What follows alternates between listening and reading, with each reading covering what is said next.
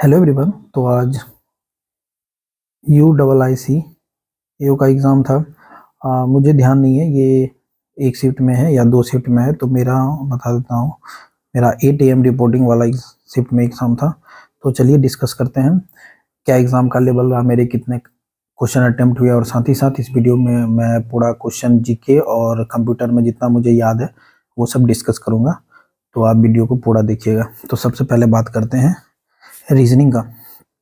सबसे पहले क्वेश्चन में रीजनिंग भी खुला हुआ था, तो उसका पहले बात करते हैं।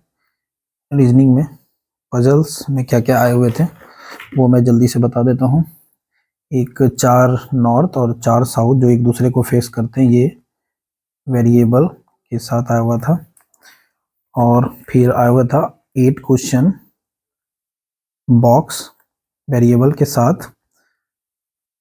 अनसर्टेन वाला पजल आया हुआ था एक, इसमें 5 क्वेश्चन थे, इसमें भी 5, इसमें 3 क्वेश्चन आए हुए थे। और एज से क्वेश्चन था वेरिएबल के साथ, इसमें भी 5 क्वेश्चन आए हुए थे। एक फ्लैट फ्लोर वाला था, इसमें पता नहीं वेरिएबल थे या नहीं थे, ये मैंने क्वेश्चन तो पूरा पढ़ा भी नहीं, देख के ही थोड़ा टफ लग रहा था तो मैं स्किप कर दिया। इसके अलावा डायरेक्शन का क्वेश्चन आया हुआ था। डायरेक्शन का 3 क्वेश्चन था।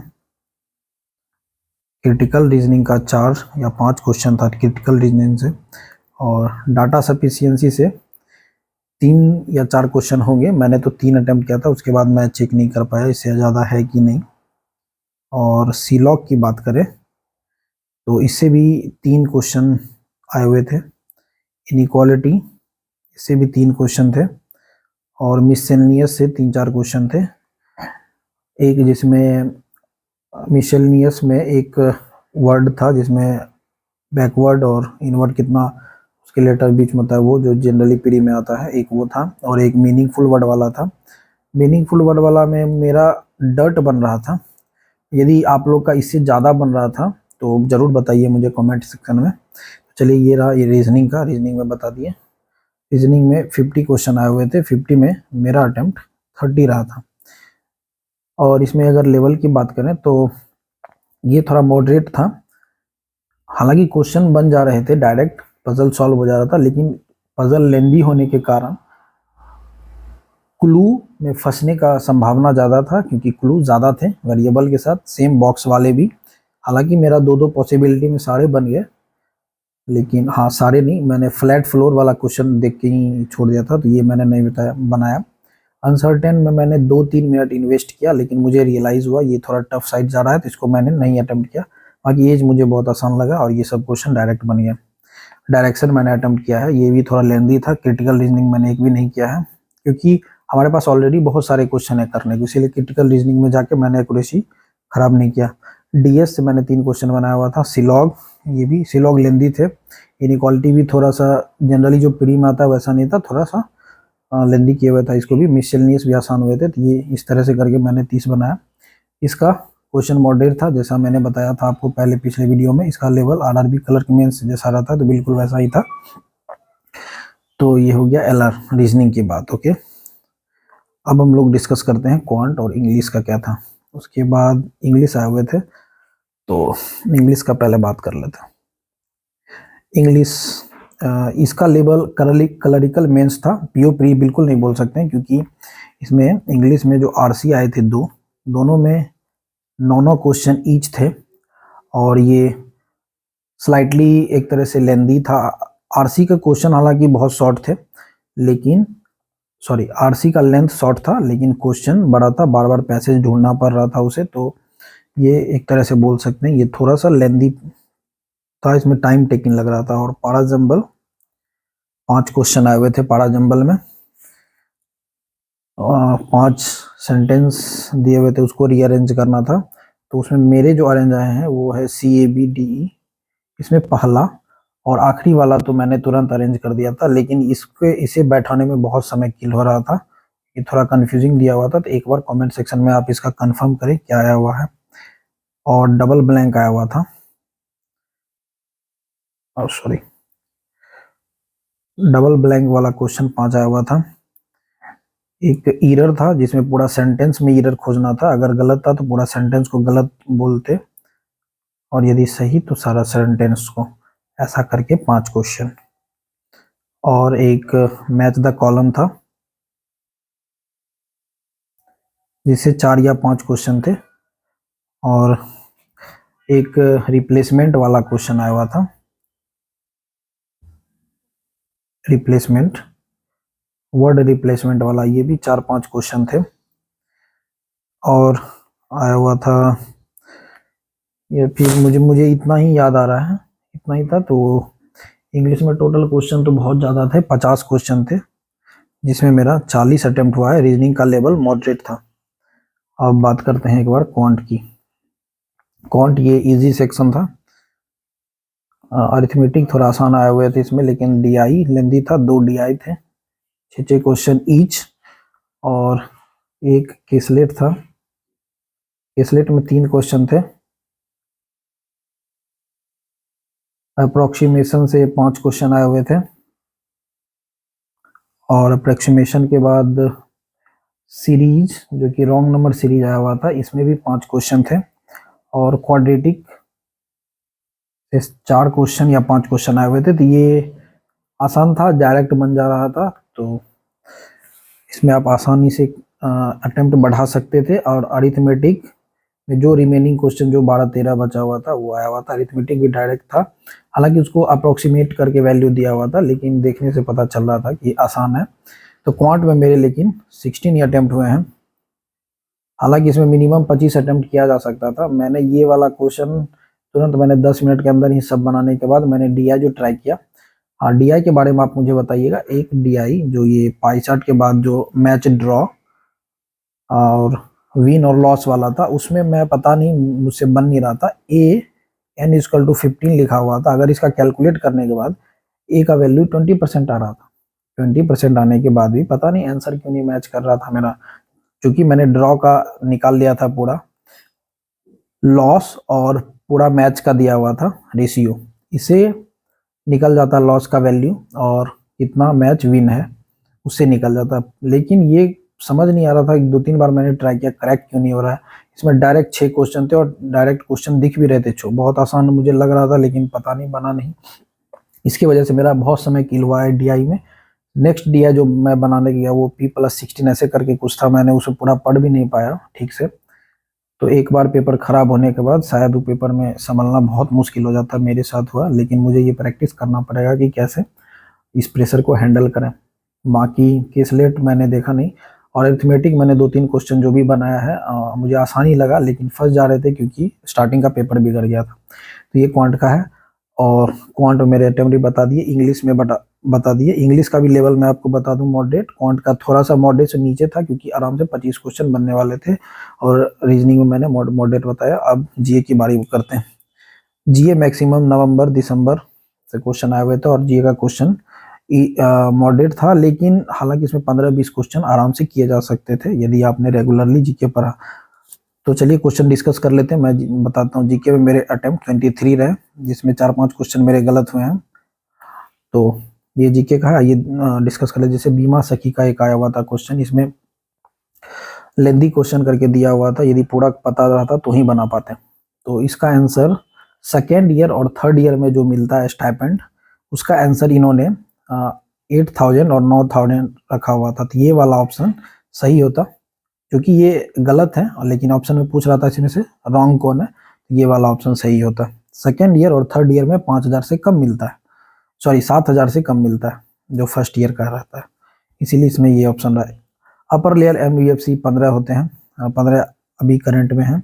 और कंट्री ऑफ फोकस ऑस्ट्रेलिया को रखा गया है इस साल, जो गोवा में इंटरनेशनल फिल्म फेस्टिवल होने वाला है। S&P का मोस्ट सस्टेनेबल ब्रांड आप लोग बताइए। ये मुझे याद नहीं है मैंने क्या मार्क किया है, ऐसा नहीं, हडको याद नहीं है मुझे ये वाला, मैं आपको बता देता हूँ। और बाकी रिमेनिंग भारतीय न्याय संहिता, पहला यूटी जो इसको अपनाया वो है चंडीगढ़। और आरबीआई की MPC अभी जो आई है, उसमें GDP रिड्यूस करके कितना किया हुआ है, तो 6.5%। सीवियर AQI 401 से 500 के बीच।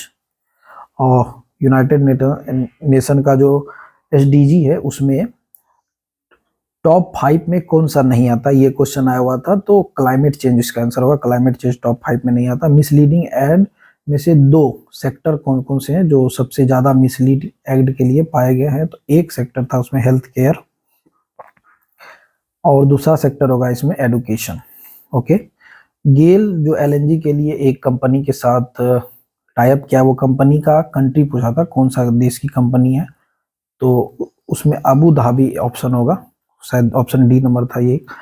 One surd one world one grid, इसका पूछा था मेन क्या है पॉइंट जिसके वजह से इस ये ऑर्गेनाइजेशन सॉरी इसके बारे में पूछ रहा था, तो इसका आंसर सन फॉर ऑल ऐसे करके ऑप्शन इसको एलाबोरेटिव फॉर्म में लिखा हुआ था, तो इसका आंसर ये होगा। और बीआरओ के बारे में पूछा हुआ था कि हेलीकॉप्टर लैंडिंग के लिए अभी हाई अल्टीट्यूड का एरिया चुना गया, वो कहाँ पे किया गया था, इसका आंसर अगेन लद्दाख होगा।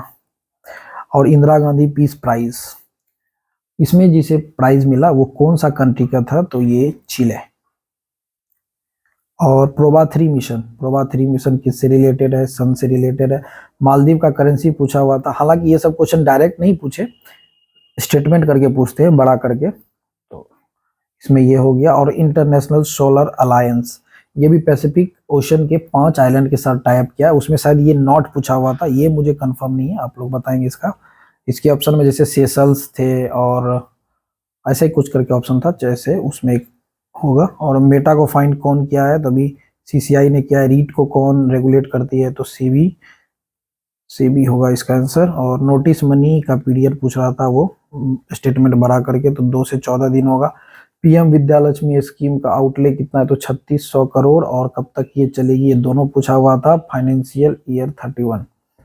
और एफटीएससी रसेल, इस इंडियन बॉन्ड को जो इसमें ये इंडेक्स शामिल किया हुआ है, ये कब से इफेक्ट में है, तो ये नेक्स्ट ईयर से है, ये मुझे याद था सितंबर 2025। और आईसीसी हॉल ऑफ फेम, इसमें कौन सा क्रिकेटर को चुना गया है, इसमें 2 दिए हुए थे और तीसरा का नाम पूछ रहा था, तो वो एलेक्स्टर कुक होगा जो कि इंग्लैंड का है। तो इतना था, इससे ज़्यादा मुझे क्वेश्चन याद नहीं है, जितना याद था मैंने करवा दिया है। बाकी अगर बचा हुआ क्वेश्चन इंपॉर्टेंट हो तो आप लोग जरूर कमेंट में बताएं। आप कंप्यूटर का डिस्कस कर लेते हैं एक बार जल्दी से। अनवांटेड मैसेज मेल, हाँ मेल में जो अनवांटेड मैसेज आता है उसे क्या कहते हैं हम लोग, तो स्पैम। और ये अल्ट शिफ्ट और कंट्रोल, ये कौन सा की है, तो मॉडिफायर की बोलते हैं इसको। और ये सीसी का फुल फॉर्म आया था, जो मेल में आता है, एक सीसी होता है एक बीसीसी, तो इसका हो गया कार्बन कॉपी। एक not a privacy risk, option में था कि इसमें से क्या प्राइवेसी रिस्क नहीं होगा, तो इसका होगा, ये मुझे याद नहीं, शायद बग या कुछ ऐसा ही करके ऑप्शन था। और एक पॉइंटर यूज के लिए किसका यूज करते हैं हम लोग, तो माउस का यूज करते हैं। टोपोलॉजी, ताकि सारे नोड से जो कनेक्ट रहते हैं, तो इसका आंसर रिंग होगा। और एंटीवायरस इसमें से कौन सा नहीं है, तो ओरेकल। ये वाला फर्स्ट पेज को क्या बोलते हैं हम लोग, होम पेज। बहुत बेसिक बेसिक क्वेश्चन आए हुए थे कंप्यूटर में। डीपीआई का फुल फॉर्म पूछा हुआ था प्रिंटर में, डॉट पर इंचेस होता है इसका। और ये किस जनरेशन के कंप्यूटर में यूज करना स्टार्ट हुआ था, तो ये 5th या 4th में से होगा कोई, मुझे ठीक से ध्यान नहीं है। और सॉफ्टवेयर मॉडिफाई जिसमें करते हैं उसको क्या बोलते हैं, तो ये ओपन सोर्स बोलते हैं इसको। फाइल मूविंग जो किया जाता है उसको क्या बोलते हैं, तो file transfer, sorry. System software इसमें से कौन नहीं था, सॉरी कौन सा है, ये क्वेश्चन आया हुआ था, तो एक इसका answer word processing unit, word processor हो जाएगा। हेल्प मेन्यू के लिए क्या यूज करते हैं, तो F1 एक आया हुआ था, ये बहुत बार एग्जाम में आता है, तो इसका फुल फॉर्म आया हुआ था, तो रोम का आप लोग जानते हैं, रीड ओनली मेमोरी। और ईईपी का होगा इलेक्ट्रिकली इरेजेबल प्रोग्राम। और ये स्प्लिट पेज जो एमएस वर्ड में होता है, इसका शॉर्टकट की पूछा था उन्होंने, तो ये मुझे याद नहीं है। तो ये रहा, ये लोग आप देख लीजिएगा क्वेश्चन सर्च करके गूगल पे। इमेज रीडर, हाँ इमेज रीडर इसमें से कौन है, तो वो बताना था। 5 ऑप्शन दिए हुए थे, पांचों का शॉर्ट फॉर्म दिया हुआ था, तो उसे हमें निकालना था कि क्या आंसर होगा, तो ये बता दिया मैं आपको। और वर्टिकल लाइन स्पेसिंग को क्या बोलते हैं, इसको लाइन स्पेसिंग बोलते हैं। तो ये मैंने जितना मुझे क्वेश्चन याद था मैंने कर दिया। और कंप्यूटर में मेरे 20 अटेम्प्ट थे आउट ऑफ 20। मैंने 17 क्वेश्चन या 16 या 17 क्वेश्चन मैं इसमें एग्जैक्ट जान रहा था क्या आंसर होगा, क्योंकि इसका लेवल बहुत आसान था। तो सारे लोग इसमें 15 प्लस ही अटेम्प्ट किए हुए हैं। मैंने दो तीन क्वेश्चन में एलिमिनेट करने के बाद ही उसमें टिक किया था क्वेश्चन। तो ये रहा, मैं एक बार समराइज कर देता हूँ मेरे क्या क्या अटेम्प्ट रहे हैं और क्या एक्सपेक्ट कर सकते हैं। तो रीजनिंग में मेरे 30 अटेम्प्ट, क्वांट में मेरे 16 अटेम्प्ट जो कि बहुत कम है, रीज़न मैंने बता दिया क्यों। इंग्लिश 40 अटेम्प्ट किया मैंने, और जीए में मेरा 23 अटेम्प्ट है, कंप्यूटर में मेरा 20 अटेम्प्ट है। तो ये रहा, क्योंकि इस एग्ज़ाम में वैकेंसी 100 ही होता है, तो अगर पांचों सेक्शन अच्छा गया होगा तो ही एग्ज़ाम क्लियर होने का चांसेस है। मेरा इसमें से एक बस क्वांट बिगड़ गया, बाकी मेरे सेक्शन ऑलमोस्ट ठीक ठाक गए हुए हैं। अगर क्वांट अच्छा जाता तो मैं डेफिनेटली एक्सपेक्ट करता कि मेरे इंटरव्यू के लिए कॉल आ जाता। खैर दिन अच्छा नहीं था तो क्वांट बिगड़ गया। तो ये रहा मेरा ओवरऑल एग्जाम एनालिसिस। तो आप भी कमेंट में अपना अटेम्प्ट जरूर शेयर करें। धन्यवाद, मिलते हैं नेक्स्ट वीडियो में।